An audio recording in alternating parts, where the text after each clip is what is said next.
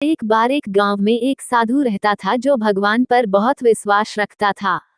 यह बार वह साधु पेड़ के नीचे बैठा था और भगवान को याद कर रहा था तो अचानक वहां बाढ़ आ गई। चारों तरफ पानी ही पानी। सब लोग अपने आप को बचने के लिए ऊपर पहाड़ की तरफ भागने लगे। उनमें से एक आदमी देखा कि इस हालत में भी साधु जी भगवान की तपस्या कर रहे हैं। वह सोचा कि ये अपने आप को बचने के लिए कहीं जा क्यों नहीं रहे हैं, तो उसे साधु से बोला, अरे आप कहीं जा क्यों नहीं रहे हो, आप भी मेरे साथ ऊपर पहाड़ की तरफ चलो, नहीं तो डूब जाओगे। साधु बोले, अरे हमें क्या होगा, मैं भगवान की इतनी तपस्या करता हूँ, मुझे कुछ नहीं हो सकता, मुझे भगवान अपने आप बचाएगा।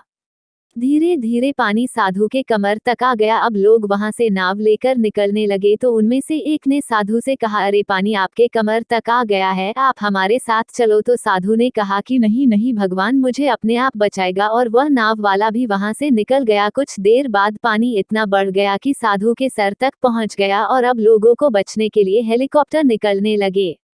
एक हेलीकॉप्टर साधु के पास आया जो कि आखिरी हेलीकॉप्टर था। साधु के पास नीचे रस्सी फेंकी और बोला, इसे पकड़ो और ऊपर आ जाओ, नहीं आप डूब जाओगे। यह आखिरी हेलीकॉप्टर है और आपके पास में दूसरा कोई रास्ता नहीं है बचने के लिए। साधु ने कहा, यह रस्सी वापस ऊपर खींच लो और आप चले जाओ, मुझे भगवान के ऊपर पूरा भरोसा है, वह मुझे बचा लेगा। पानी काफी ऊपर आ गया, पेड़ डूब गया और साधु की भी डूबने से मौत हो गई।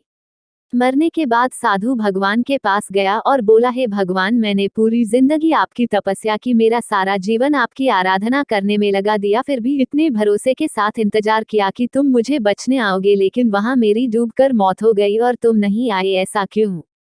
भगवान बोले, मूर्ख इंसान, एक नहीं 3 बार आया था, वो तीनों बार में ही तो था, पहला पैदल, दूसरा नाव के द्वारा और तीसरा हेलीकॉप्टर के द्वारा, लेकिन तुमने मेरा एक भी अवसर पहचान नहीं पाया, पता नहीं किसका इंतजार कर रहा था। इस तरह से जिंदगी में हमें ऊपर वाला बहुत से मौके देता रहता है, लेकिन हम सब उस मौके को ठुकरा कर पता नहीं किस चीज का इंतजार कर रहे होते हैं कि वो होगा तभी मैं करूंगा, और इस बात पर अड़े रहने से एक वक्त के बाद वो मौका हाथ से निकल जाता है और हम कुछ नहीं कर पाते हैं। तो किसी भी अच्छे समय का इंतजार मत करो, जो भी करना है आज और अभी से ही शुरू कर दो।